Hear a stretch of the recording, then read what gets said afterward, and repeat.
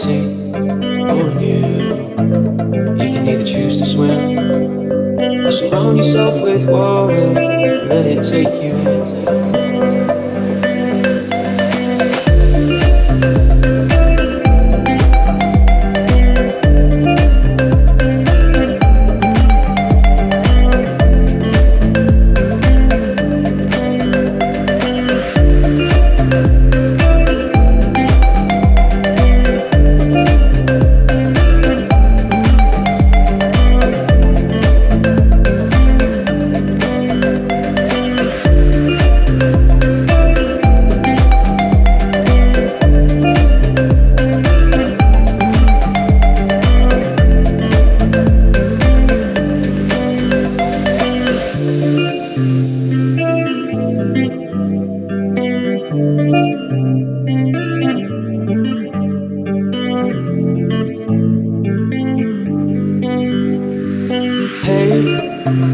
Hate is a difficult thing.